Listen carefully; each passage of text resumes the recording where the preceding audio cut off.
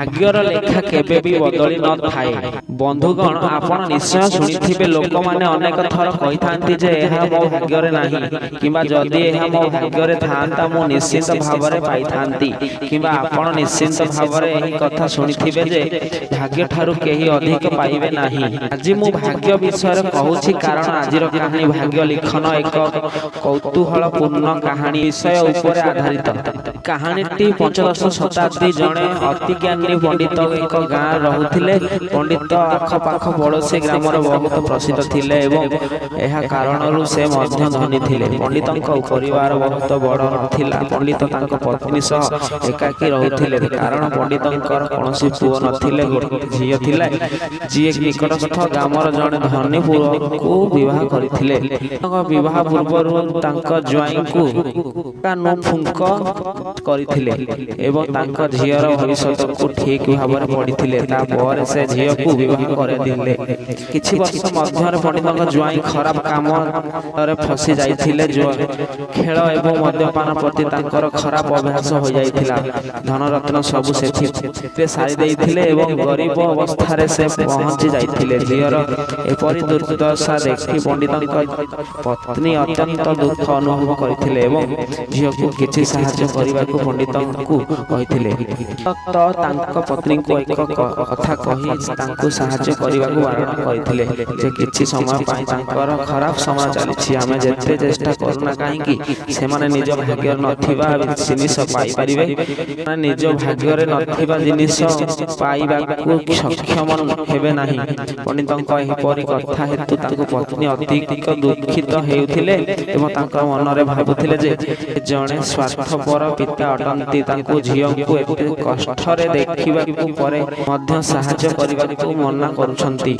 भगवान हमको एते धन दैछंती आमे कोन करिबु। हमर त अन्य कोनोसी संतान नाहंती। हमको भगवान केवल गोटे झियो दैछंती एवं जदि आमे ताहा पाई किछि करूना हो तेबे आमे कहार पाई करिबु। पंडित से परि भाबु नथिले। एहा नुहे जे पंडित तांका झियो को भल पाउ नथिले किंतु से तांकर झियर राशिफल को एते भल भाबरे पढिथिले जे एवं से जानिथिले जे से कोनोसी पुओ को विवाह करिवे एमिति समय तांका जीवन रे निश्चय आसीबो एवं ताहाकू भोग करि न सारिले मुक्ति मिली पारिबो नाही।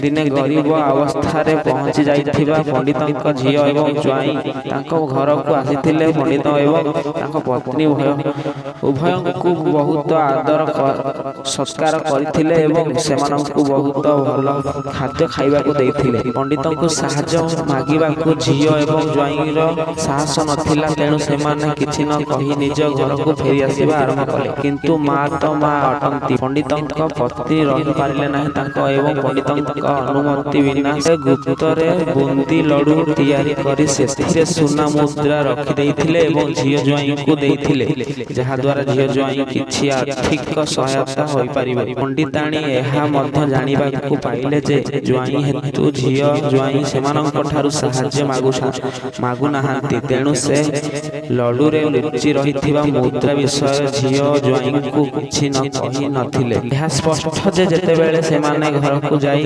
लड्डू खाइबे सेते बेले सेमाने एथिरु सुना मुद्रा पाइबे।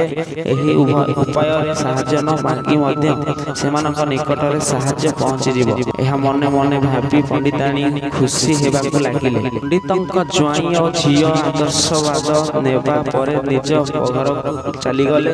सही समय कोनोसी मोटर गाड़ी तो चालू नथिला। घोड़ा गाड़ी किंबा बलद गाड़ी व्यवहार हेउथिला। टंका पैसा नथिला। अन्य जिनिस गुड़िकर देवा सेवारे चली जाउथिला। झियो एवं ज्वाईंक गाँ पंडितंक घर ठारू एक कोस दूर रे थिला। तथापि टंका अभावरु सेमाने निज गाँ को पादरे चाली चाली गले। अल्प दूर गला पर पंडितंक झियोंक पादर तळु फुली गला एवं वर्तमान चलिबा तांको पाई कष्टकर होई पड़िथिला।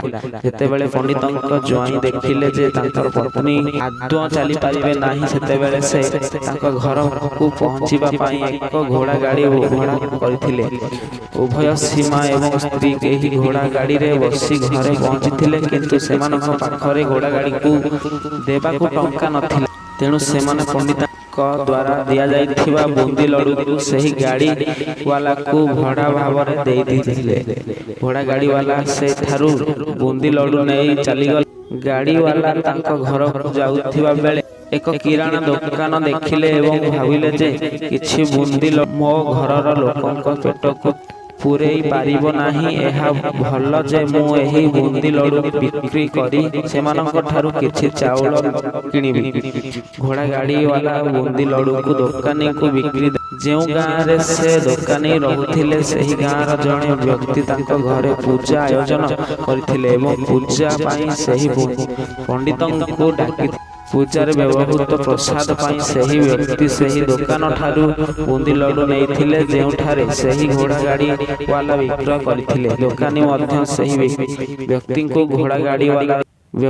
ଘୋଡ଼ା ଗାଡ଼ିବାଲା ଠାରୁ କିଣିଥିବା ବୁନ୍ଦି ଲଡୁ ଜଲ୍ଦି ଦେଇଥିଲେ, ଯାହାଦ୍ୱାରା ତାହା ଖରାପ ହୋଇ ନ ଯିବ, କାରଣ ସେହି ଜାଣି ନଥିଲେ ଏହି ଲଡୁ ଗୁଡ଼ିକ କେବେ ତିଆରି ହୋଇଥିଲା। ପୂଜା ଶେଷ ହେବା ପରେ ପଣ୍ଡିତ ଦକ୍ଷିଣା ଏବଂ ବୁନ୍ଦି ଲଡୁ ନେଇ ତାଙ୍କ ଘରକୁ ଆସିଲେ ଏବଂ ଖାଇବାକୁ ବସିଲେ। ସେତେବେଳେ ପ୍ରସାଦ ଆଣିଥିବା ବୁନ୍ଦି ଲଡୁ ଖାଇବା ବେଳେ ଲଡୁରୁ ଏକ ସୁନା ମୁଦ୍ରା ବାହାରି ଆସିଲା। ଏହି ଘଟଣା ଦେଖି ପଣ୍ଡିତାଣୀଙ୍କ ଆଖିରୁ ଲୁହ ଝରିବାକୁ ଲାଗିଲା।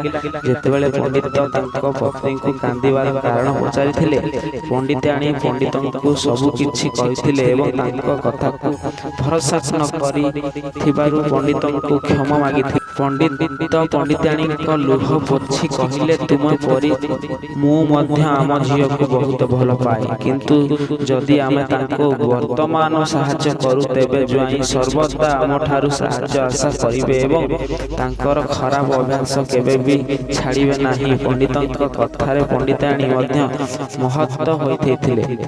2-3 ମାସ ବିତିଗଲା। ପଣ୍ଡିତଙ୍କ ଜ୍ୱାଇଁ ଏବଂ ଝିଅ ପୁଣି ଥରେ ତାଙ୍କ ଘରକୁ ଆସିଥିଲେ ଏବଂ ଏଥର ସେମାନଙ୍କ ଅବସ୍ଥା ପୂର୍ବ ଅପେକ୍ଷା ଭଲ ଥିଲା, କାରଣ ଗତ ଥର ଖାଲି ହାତରେ ଯିବା ପରେ ଜ୍ୱାଇଁ ଏକ ନୂଆ କାମ ଆରମ୍ଭ କରିଥିଲେ ଏବଂ ନିଜ ସମୟ ଖରାପ ଅଭ୍ୟାସ ଛାଡ଼ି ଦେଇଥିଲେ।